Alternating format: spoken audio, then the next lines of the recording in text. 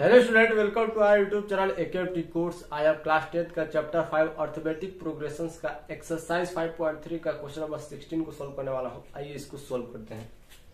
जो question number 16 है बोल रहा है a sum of ₹700 is to be used to give 7 cash prizes to students of a school for their overall academic performance. If each prize is ₹20 less than its preceding price, find the value of each of the prizes। ठीक है ना। देखिए, कोई एक school है, ठीक है ना, उसमें बहुत सारे स्टूडेंट्स हैं, ठीक है ना।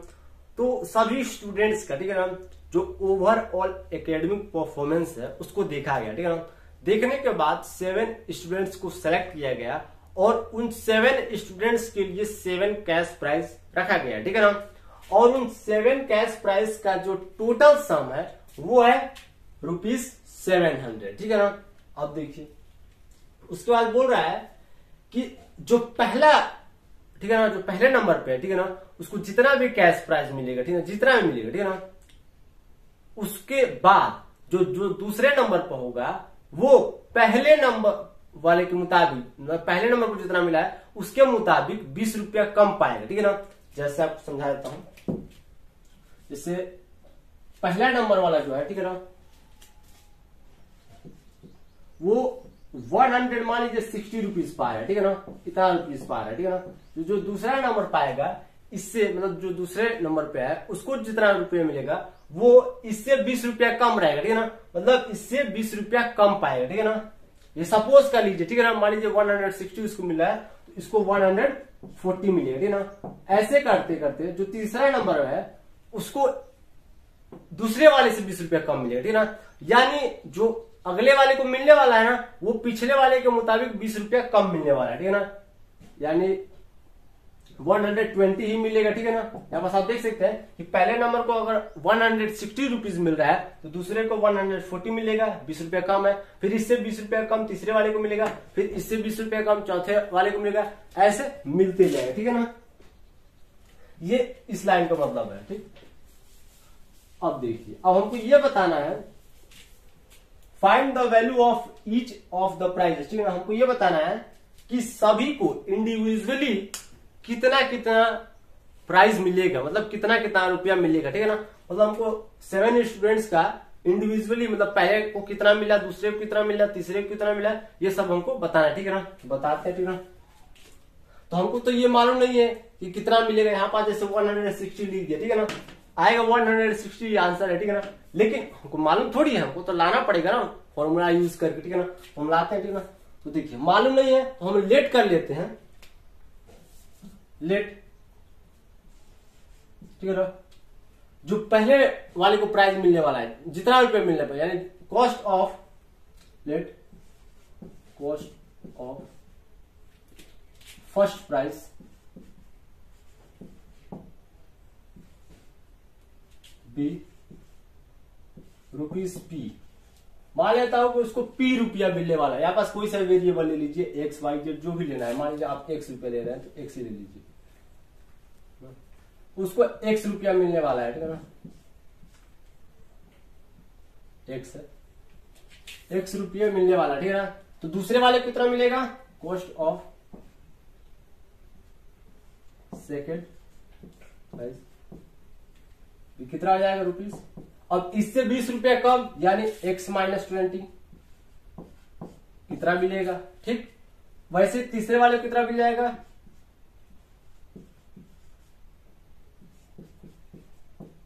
इससे 20 रुपया कम यानी X - 20 ठीक।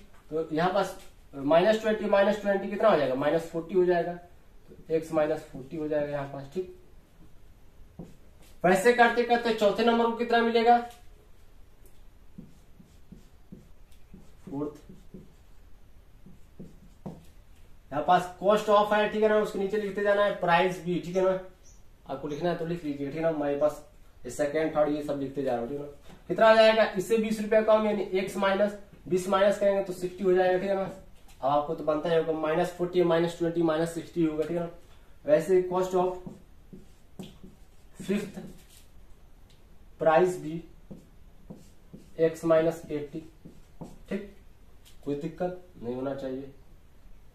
अब वैसे करते करते जो 6वें नंबर का है स्टूडेंट्स, उसको भी लेगा x माइनस 100, ठीक, जो आखिरी वाला है, ठीक है ना, आखिरी वाला, ठीक है ना,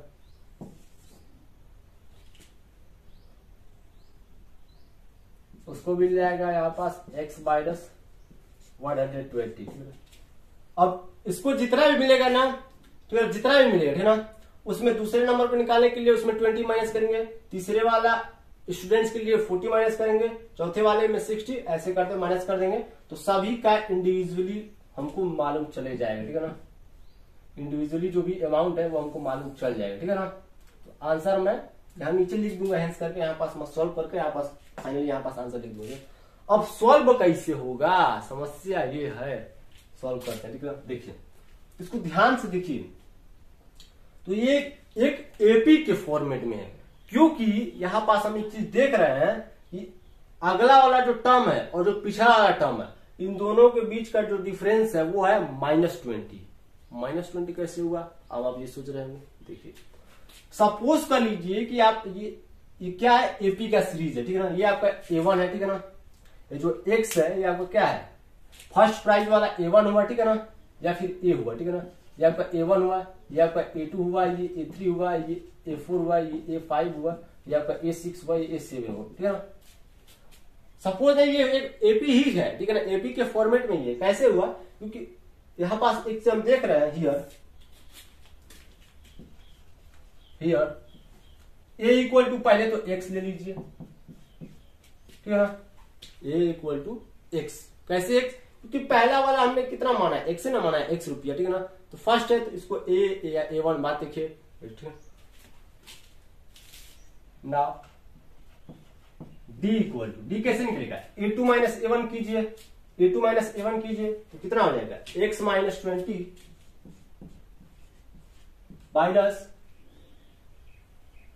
minus x minus 20 minus x, ये खत्म, बचा कितना, -20 बचा, ठीक है ना, यानी D कितना आया, -20 आया, ठीक है ना। एक और D निकालना चाहे हम निकाल सकते हैं, A3 माइनस करके, ये क्या रहा, A2 माइनस A1 हमने किया, ठीक है ना। एक और D निकालना तो निकाल सकते हैं, A3 माइनस A2 कर लीजिए, A3 कितना है, x minus 40 minus x minus 20, ये खत्म। एक मिनट, ब्रैकेट का अंदर लगे ना, यहाँ पास साइन डाटेगा, तो ये माइनस का मल्टीप्लाई इसमें हो तो माइनस, यहाँ पास प्लस हो जाएगा, तो यहाँ पास -40 और +20 -20 हो जाएगा, ठीक है ना। सॉल्व करते बनता होगा, ठीक है ना, यहाँ पास माइनस था ना, तो माइनस का मल्टीप्लाई करेंगे तो यहाँ पास साइन चेंज हो जाएगा, ठीक है ना, अगले वाले स्टेप में साइन चेंज हो जाएगा, ठीक है ना, तो ये -x +20 हो जाएगा, इसको सॉल्व करें -20, यानी कुल मिला के कहने का मतलब है कि ये एपी है, ठीक है ना, एक एपी के सीरीज में, एपी के फॉर्मेट में, ठीक है ना, एपी के फॉर्मेट में है, तो एपी के फॉर्मेट में है, तो ए हमारा कितना हुआ, x और डी कितना हुआ, -20, और नंबर ऑफ कैश प्राइस कितना है, 7 कैश प्राइस है, ठीक है ना, तो n इक्वल टू हो जाएगा हमारा 7, ठीक है ना। और इन 7 कैश प्राइस का जो सम है वो कितना है, 700, ठीक है ना, यानी एसएन कितना है आपका, 700, ठीक है ना, 700 रुपीज। अब हमको ये बताना है कि फर्स्ट वाले प्राइस, मतलब जो फर्स्ट वाला पोजीशन है, मतलब जो फर्स्ट स्टूडेंट्स है उसको कितना मिला, ठीक है ना, मतलब x का वैल्यू बताना है, यहाँ पर x माइनस 20 का वैल्यू बताना है, यानी first price, second price, third price, ये सब हमको बताना है, ठीक है ना। तो बताते हैं, इसको सॉल्व करते हैं फॉर्मूले से ना। Sn इक्वल टू कितना होता है, n/2 2a plus n-1 into D, ठीक है ना। Sn इक्वल टू हो जाएगा आपका 8 का वैल्यू कितना है, 7, तो 7/2 2a, तो यहाँ पास हो जाएगा 2 इंटू x, यहाँ पास x लगा दीजिए, ठीक है ना, हो जाएगा 2x, यहाँ पर डायरेक्ट 2x लिख देता हूं, प्लस 7 माइनस 1 2, 8 का वैल्यू 7 है, d कितना है -20, यहाँ पास -20 लगा दीजिए। S7 इक्वल टू लिखिए यहाँ पास 7/2 ठीक 2x प्लस 6 into -20, तो यहाँ पास हो जाएगा -120 -120 यही होगा। ये तो -20 है, इसको सॉल्व करेंगे तो 6 आएगा, 6 दूनी 12, ठीक है ना, सही है। S7 इक्वल टू 7/2 इंटू, इसमें से 2 कॉमन ले लीजिए तो बचेगा x -60, ठीक है। अब यहाँ पास एक चीज मैं गड़बड़ ये कर रहा हूं कि यहाँ पास मैं S7 का वैल्यू नहीं लिख रहा हूँ ना, इसको मैं यहाँ पास सॉल्व सही कर देता हूँ।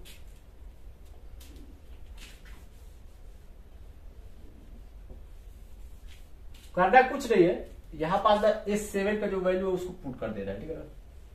मतलब LHS साइड आपको 700 लेके चलना है, ठीक है ना। LHS साइड 700, क्योंकि S7 का जो वैल्यू है कितना है, 700 है,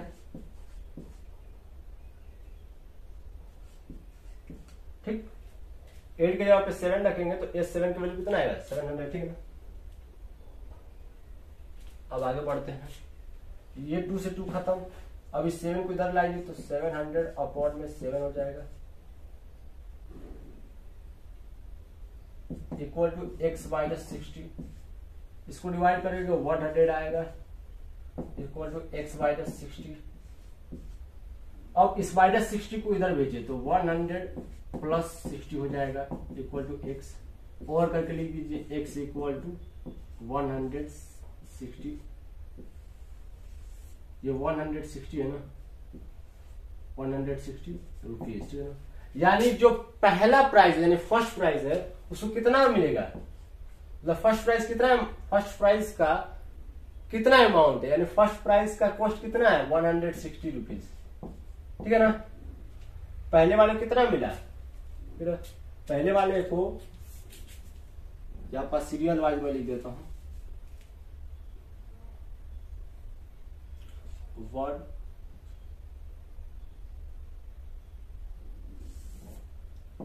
2 3 4 5 6 7, ठीक है ना।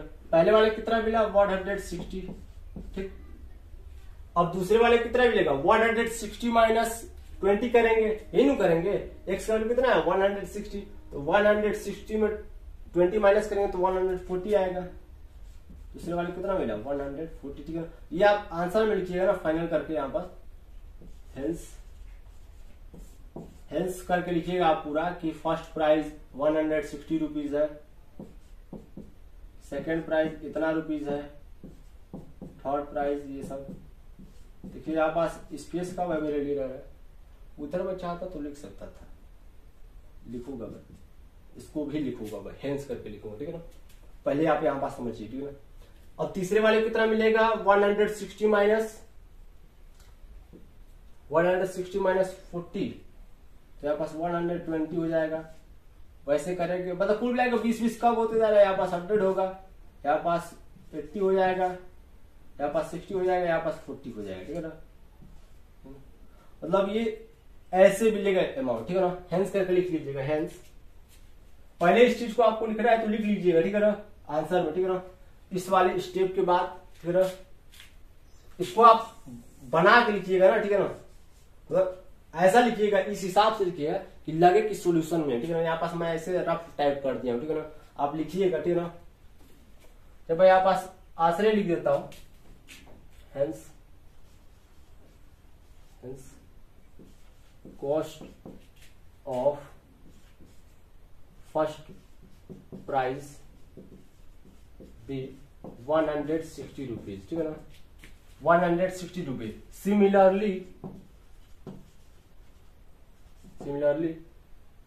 या फिर अकॉर्डिंग टू क्वेश्चन जो सेकेंड प्राइस है उसका कितना अमाउंट है 140 rupees. Third price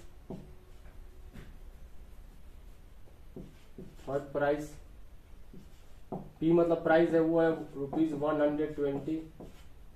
fourth price 100, fifth price 80 rupees, sixth price 60 rupees, seventh price 40 rupees. ठीक है ना, यहाँ पास लिख लीजिएगा और लास्ट में आंसर डाल दीजिए। ठीक है ना, ये चीज लिखिएगा, इसको मत लिखिएगा। ठीक है ना, आपके ऊपर है, अगर आप अच्छे से प्रेजेंट कर सकते हैं या बोर्ड पर मन नहीं कर पा रहे हो, ठीक है ना, तो आप इसको सॉल्व करके आप बकायदा दिखा सकते हैं, या फिर इसको नहीं लिखना चाहें, ठीक है ना, इसको आपको नहीं लिखना है कोई दिक्कत नहीं है, आप ऐसे करके लिख लीजिएगा।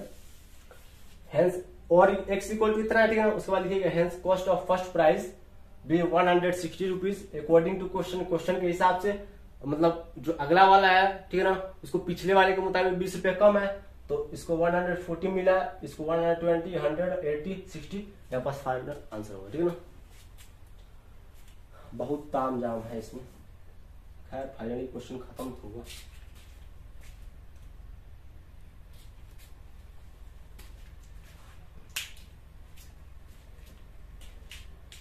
अगर वीडियो अच्छा लगे तो हमारे चैनल AKMT कोर्स को सब्सक्राइब कीजिए, लाइक कीजिए, कमेंट कीजिए, शेयर कीजिए। मिलते हैं अगले वीडियो में अगले क्वेश्चन के साथ।